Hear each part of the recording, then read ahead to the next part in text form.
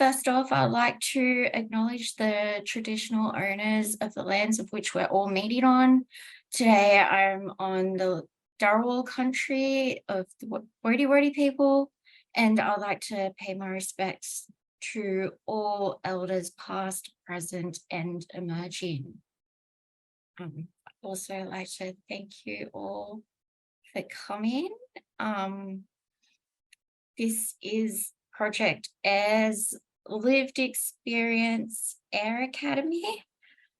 So we've only been here for a year. This is our 4th meeting, and this is the first time we've had an open meeting with more people to join us. So thank you all for coming along. It's really great to see a lot of names on Zoom. So I am Sophie. I am the chair of this AIR Academy. I've got a lived experience and diagnosis of borderline personality disorder. And I feel like this academy, there's so many unique and individual experiences and voices and stories from consumers and carers.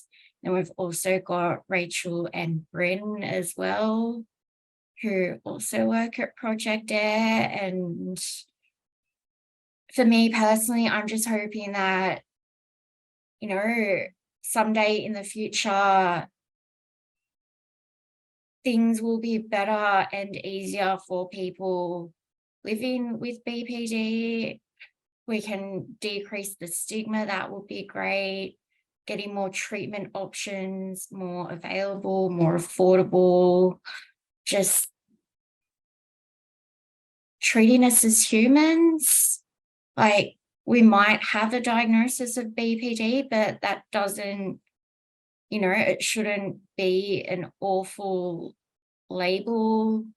It's just, to me, I think it's an explanation of that. We've been through a lot, and we had some skills that helped us survive whatever we went through. And for me, getting a diagnosis of BPD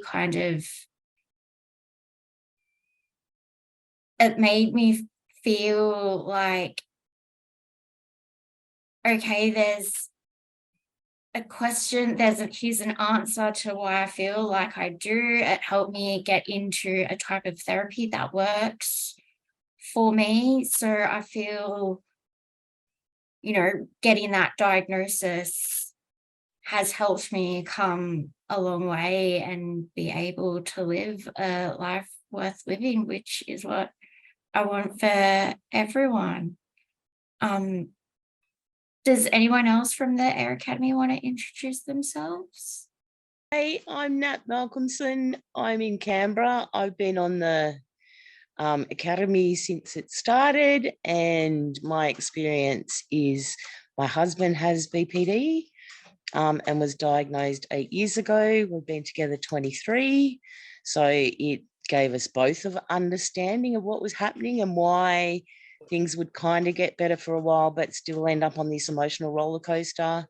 And it certainly made all the difference when he got the evidence-based treatment, but also when I learned DBT skills for myself and used them for myself to manage my emotions. And I had to learn and I had to change too, which was a big message, big thing that I learned.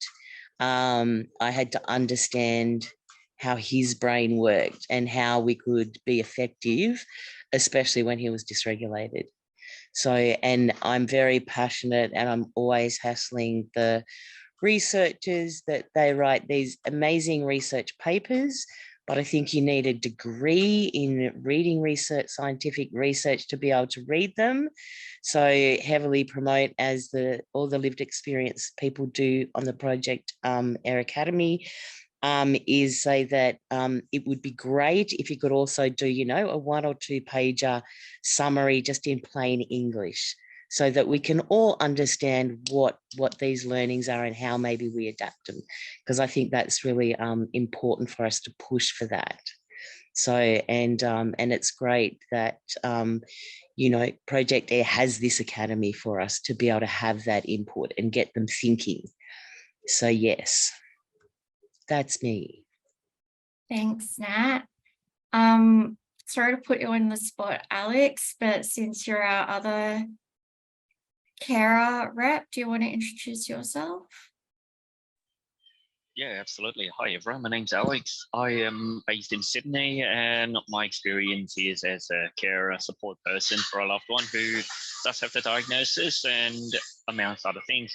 And I am grateful for the Project Air Academy for the conversations that we can have. And it's a good mixture of consumers and carers coming together, sharing ideas, sharing their respective concerns, and in a really open and collegial manner. And also the what Nat was saying before, the translation between research and practical application, whether it be on a treatment level, individual level, systemic level.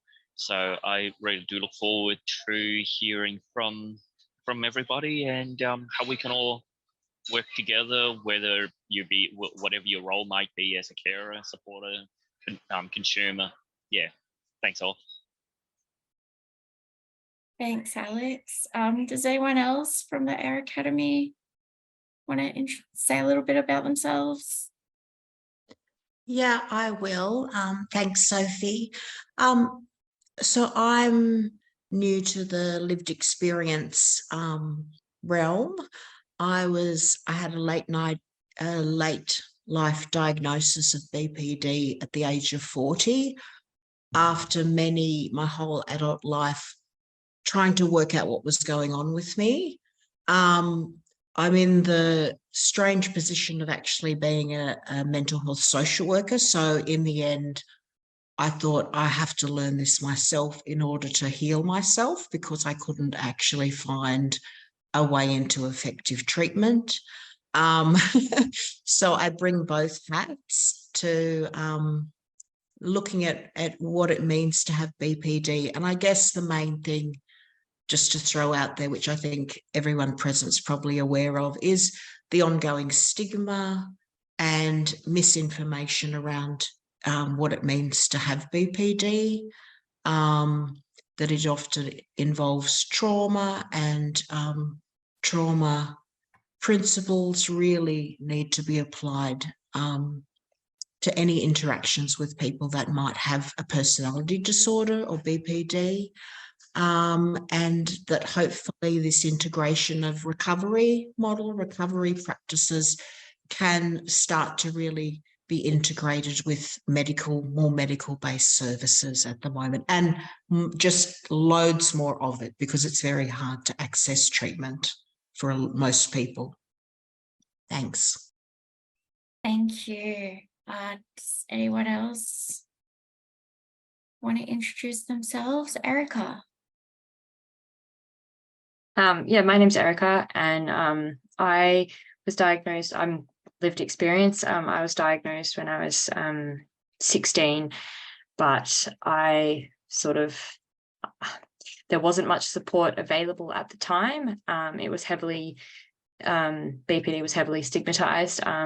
The clinician that diagnosed me was not very nice about it, and gave me sheets of paper telling, to give to my family and how they can protect themselves against someone with BPD and stuff like that. So I kind of rejected that diagnosis, and because of that, I didn't get help, and I was really unwell so I'm 34 now. I've only just started on my recovery journey, but I was just really unwell for a really long time. And what Azaline was saying about the feeling like they'd missed a huge sort of portion of their life, I definitely resonate with that.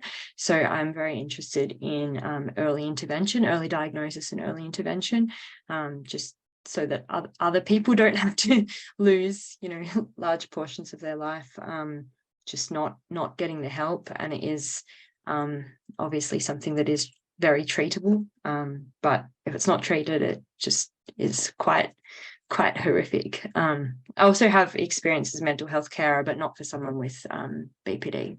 So yeah, that's me. you so much, Erica. If no one else wants to introduce themselves, Bryn or Rachel. So I'm Rachel Bailey and I'm a clinical psychologist and senior research fellow, very lucky to be working with Project AIR. I've dedicated my professional career so far to the treatment and improving the treatment for people with personality disorders broadly, both in clinical practice and, as I mentioned, very lucky to be doing that work at Project AIR more broadly. So very excited to be here today, and I'm very grateful to be a member of the Lived Experience AIR Academy ex officio. Thank you all for having me today. Thank you for joining us and being our ex officio. Hi everyone, I'm also another ex officio, so Bryn Grenier here from Project AIR, and it's a delight to be part of this AIR Academy. We call it the Academy of Experts because I think all of you with lived experience really are the experts, and those of us who are doing research and clinical practice are in many ways the students. So we're also here, and it's a great privilege for us to learn from you and to try and help where we can to improve the journey. And I think the theme of today is principles of good care. And I think what I'd like to do, if that's okay with everyone, is just share the Jo Beatson's video. She's the ambassador for BPD Awareness Week, and she has some very good comments which are consistent with everything the Project AIR is trying to promote as well, around what good care should look like, and that it's not rocket science, and it really does take just a compassionate approach. So we'll share that, and then we can discuss it.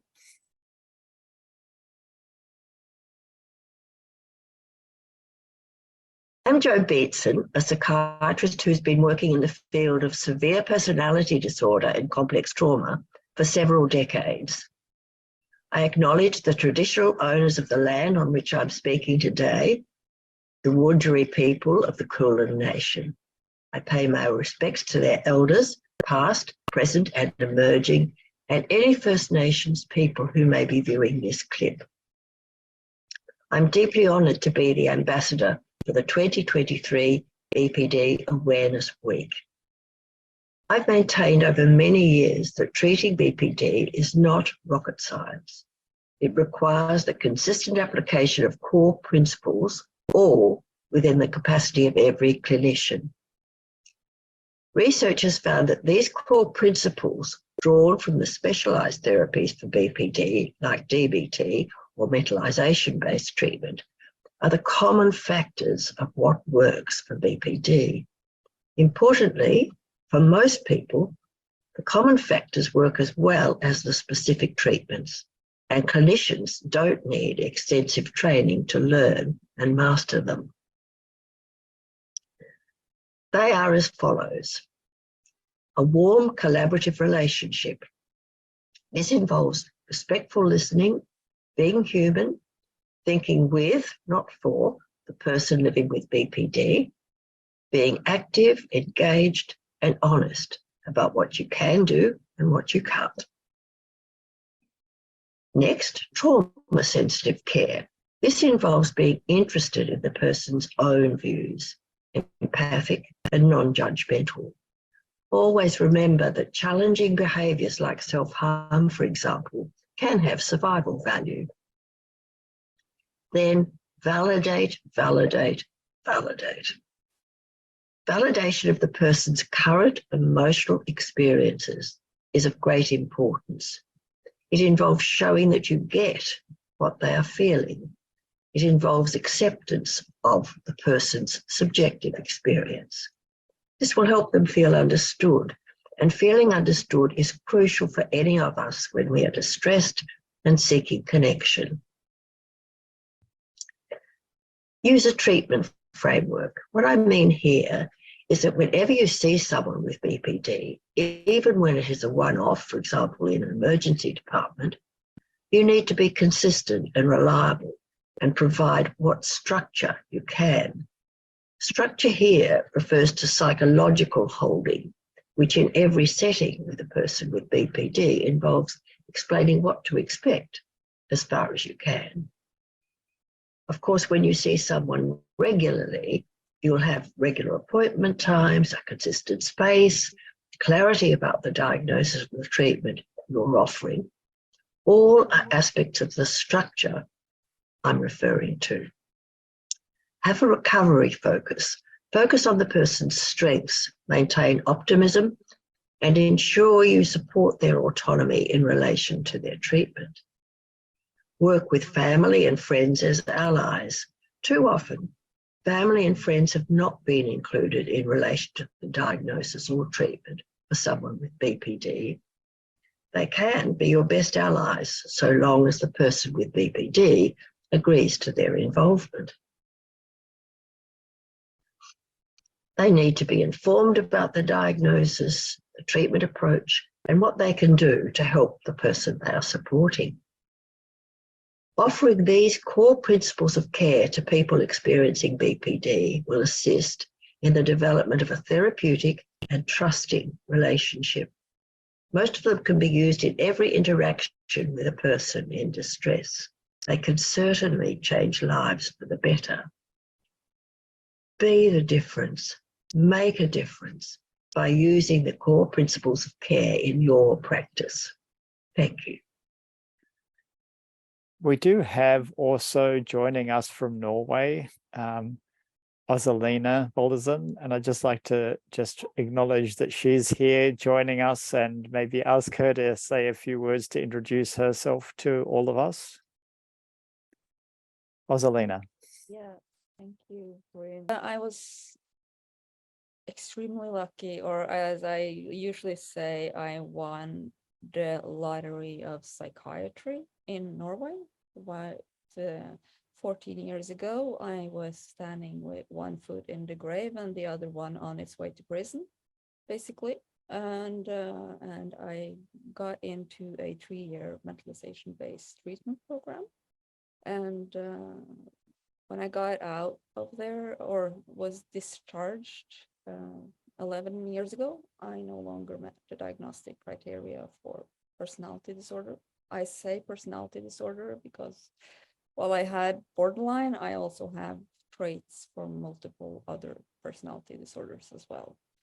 So I actually didn't know just how extremely lucky I was, not only in a national setting in Norway, but also internationally. So that's why I'm here. I'm here now to learn from Project AIR and what you are doing. Ever since I became aware of the work you guys are doing here in Australia when it comes to peer support, I would say. It is truly inspiring to see what you are doing with Borderline Awareness Week and getting the information out there to consumers and carers. I think that, yeah, for us Norwegians, we're looking to you guys and seeing what you're doing. And it's amazing. But yeah, that's a tiny bit about me.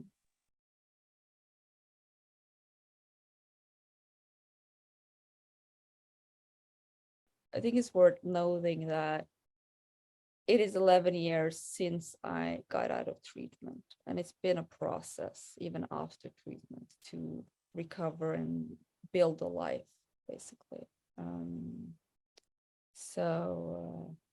Yeah, it's my treatment consisted of group therapy mainly, and also individual therapy. And when I began treatment, I first learned about, through psychoeducation, I learned about the diagnosis, what it entailed. And from the, like, ever since I first set my foot in there was this consensus of that, yes, you have a personality disorder, but this does not define who you are. There are 256 ways of being borderline, right? So it says something about what I was struggling with, but it didn't define me as a person or where I could go in life. And getting that validation from my therapist, both individually and in group, was really important. And I would say for me, the validation of what I was feeling and being validated on that was really important, but also getting into group therapy with other people who were struggling with the same and beginning to see the nuances in the world was also an important part of being able to recover.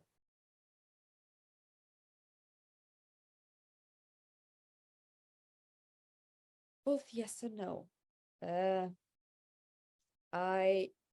I was really detached from my emotions, and I kind of put on this show, right? Like, yeah, everything's fine. And I was laughing at really horrendous stuff.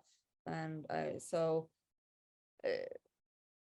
my reactions to emotions was to pretend I didn't have them, or to just bury them underneath drugs, sex, eating, shopping, anything and everything.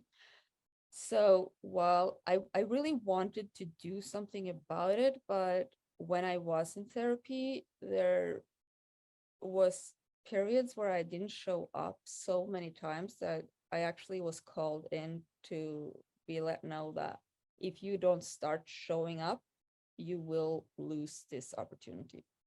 So it was a process, but I really wanted to, or I didn't want to live like that anymore, to say it that way. And at one point, there was a choice that I made that, okay, I've tried taking my own life ever since I was 8 years old. I clearly didn't succeed at that. So I decided, like, I will give life a shot. I will truly do everything I can to become better. That being said, I carried that with me, but my outside symptoms showed the complete opposite, right? So I think that's an important factor. I haven't spoken to many other with lived experience about this topic, and it would be interesting to hear what the other with lived experience here, what their experience are. But there was kind of their separation from what I truly wanted to do and what I managed to do. Like I couldn't manage doing what I wanted because my emotions kept like taking over the wheel in a way. So from that, I had at that point hadn't even reached rock bottom yet. But somewhere deep inside me was this, I was highly motivated to do something about it, but it was also difficult to say that because every time I did, I let people down. And seeing my dad, like, it took him years to trust, like, if I didn't take the phone, like, he would call the police. And it took years, even after recovery, for him to actually not freak out if I didn't take the phone. So it was a process.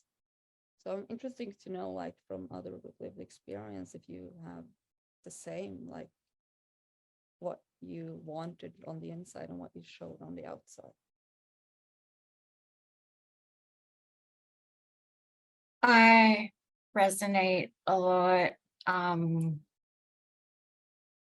know I've been doing therapy since I was a kid. A lot of CBT, it just, to me, it didn't make sense, but I went along because my mum was paying for it, and I just felt I couldn't really form a connection, or I didn't feel comfortable in that space.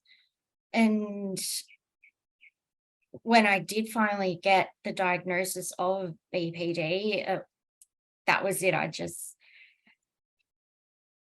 I was in hospital. I saw a psychologist. I was speaking to her for what felt like 1 or 2 hours. And at the end, she was like, I'm diagnosing you with borderline personality disorder. And she walked out the room, and I've never seen her again.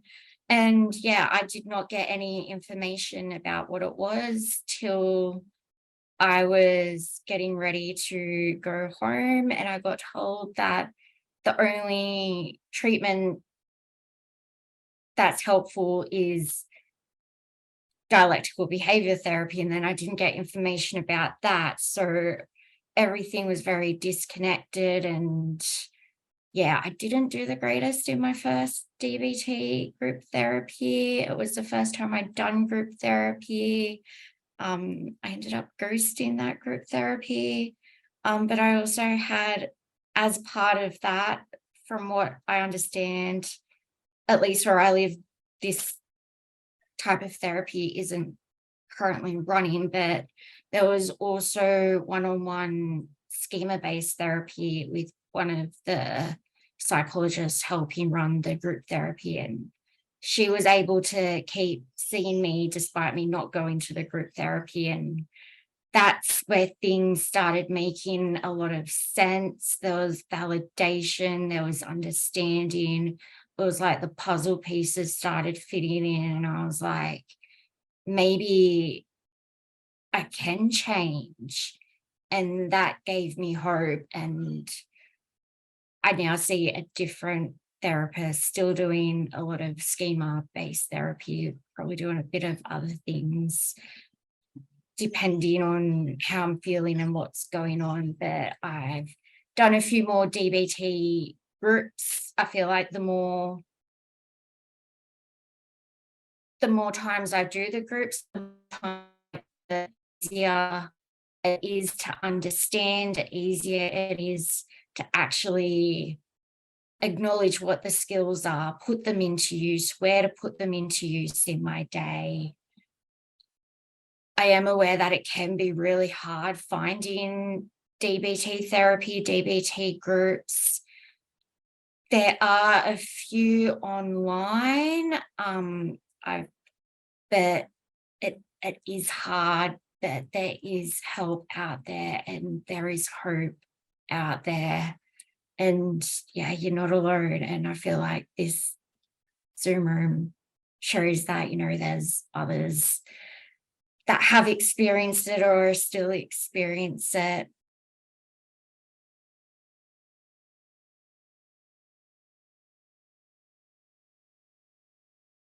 I'll just be brief, but I'm just reflecting on my own experiences as a much younger woman than I am sitting here today. And I think the whole thing about entering the mental health system or being told you need to is, I had this really strong sense, look, I kind of know what everyone's pointing at. I feel it myself. But I also know on some level I'm really okay.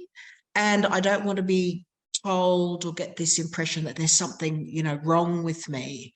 And I think it's very natural to have to sort of go up and down with that, particularly as a young woman or young person. And that, as Celine said, and Beth, it is a process. It takes time, but the ups and downs are part of that process, because that's about being where you're at. And if it means you have to go to the emergency a few times, you have that experience, and then you realize that, you know, that either works for you or it doesn't. And it's relational. So a lot of the time, yes, it's ideal to be able to access some of the treatments that are specified for borderline. But my experience was that my changes started when I got a fantastic psychiatrist who actually encouraged me, who could see who I was beyond the BPD. And that's when I started to flourish. So it's a relational thing. And just even to have one psychologist, a peer worker, a support worker that your daughter or any of us with BPD relates to is a big step in the right direction, that the person feels understood. They don't feel pathologized or, you know, limited, or get the message that they're flawed or there's something wrong with them. So yeah, that's what I wanted to reflect on with the conversation. Thank you. Thank you, Chris. Yeah, I resonate with a lot of that. You know, there's nothing wrong with us. The question should be asked, you know, what's happened to you? Because we're not wrong, we're not broken. But yeah, thank you. Erica? Yeah, a lot of what I was going to say has already been said. I'm really enjoying the shares, but I was just going to say that, yeah, for me, like the big barrier to treatment was, something that opened me up to treatment and made me stop resisting treatment is that when I was diagnosed, that feeling like there is something wrong with you, and then if you go and get, I don't know, the resistance to treatment was, I suppose, I mean, there wasn't much available, but also I don't want to be sitting there being told that there's something wrong with the way I feel, there's something wrong with the way I think, and that I need to be fixed. And I think the breaking through the barrier of that was actually, I started Nat's group, and I had never met anyone with BPD before.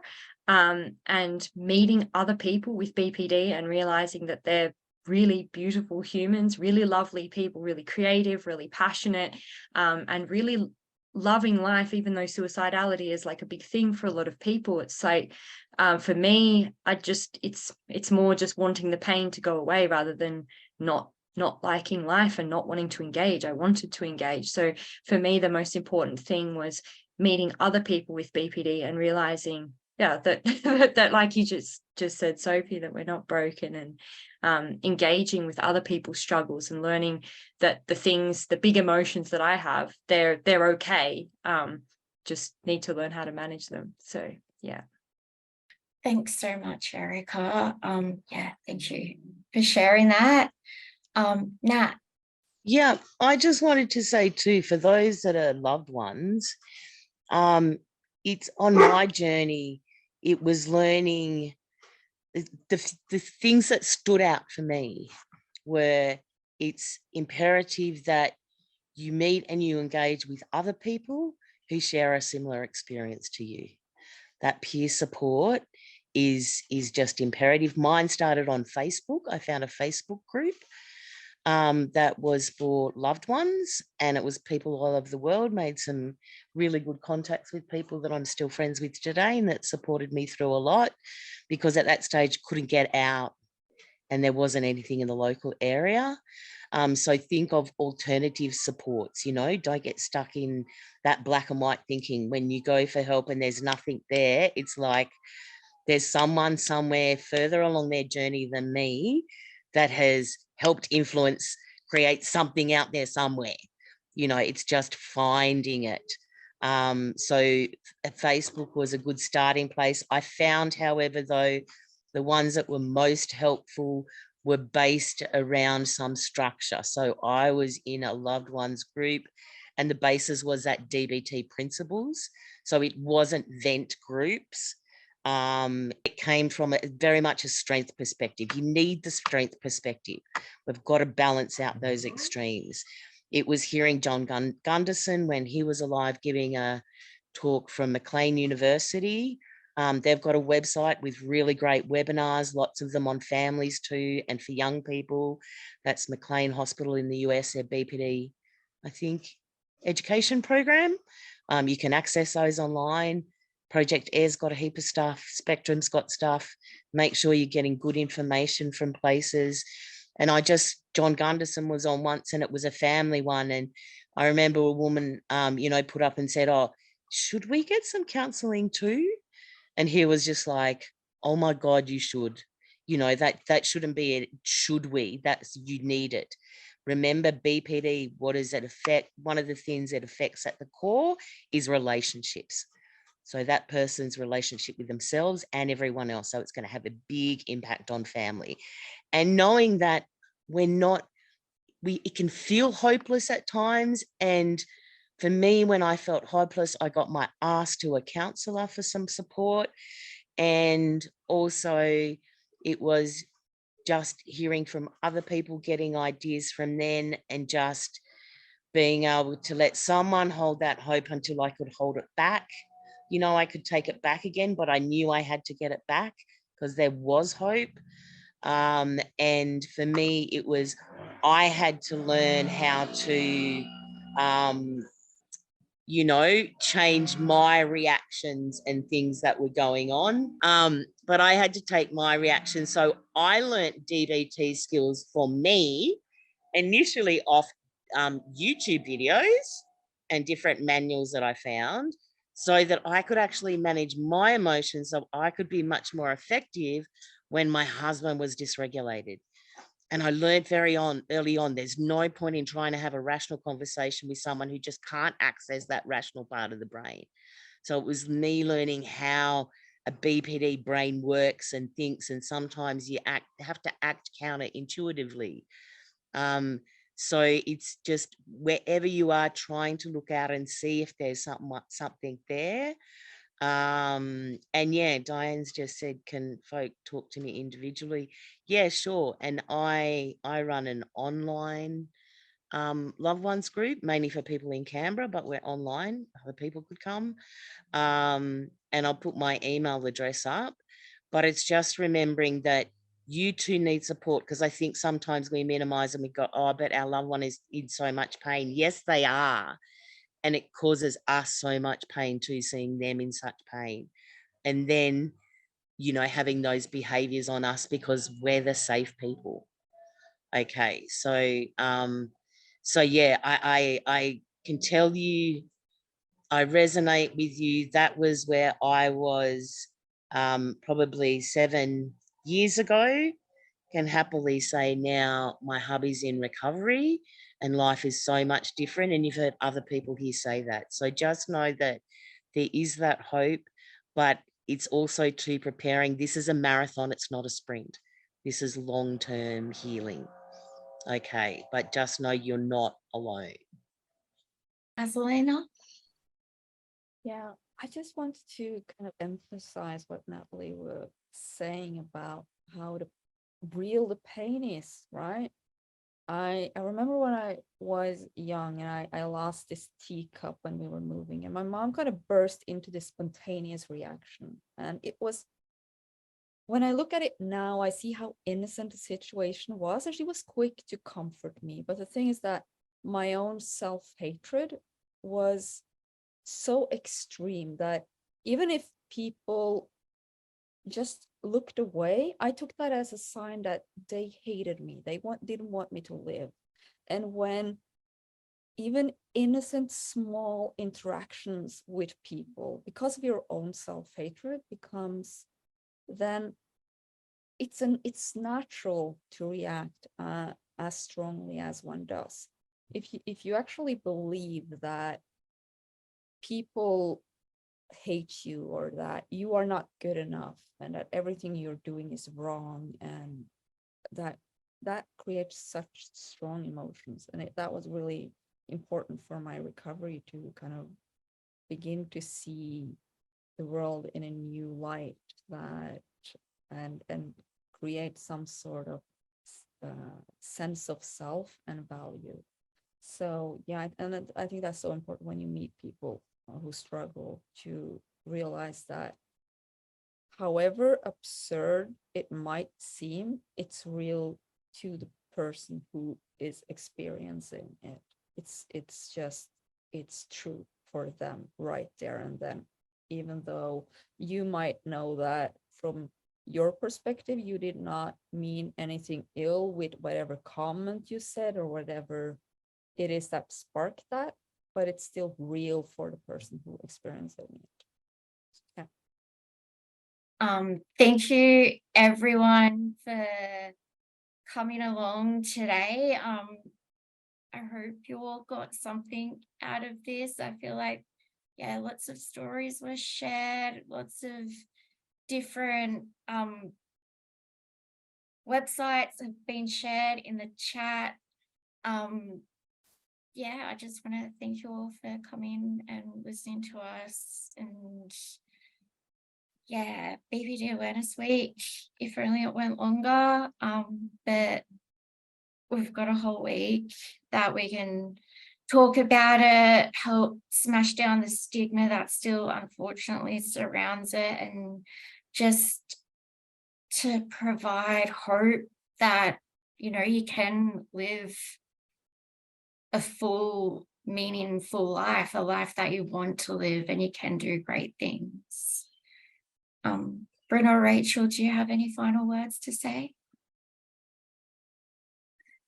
Thank you for being part of it, and thank you, Sophie, for hosting us through this wonderful Meet the Lived Experience Air Academy. It was a beautiful occasion to be part of. Thank you. Thank you. Rachel, do you have anything? I think from our perspective, it's really heartwarming, and we're really grateful that you're willing to share your stories with us, both the challenges and the trials and tribulations that you go through, so that we can really understand how we can improve things. But also, the hope and the stories of recovery and what's useful and what works for people. You are the experts, both consumers and carers, and we value your experience and we value your sharing. So thank you for that. Thank you. Thank you everyone for coming along.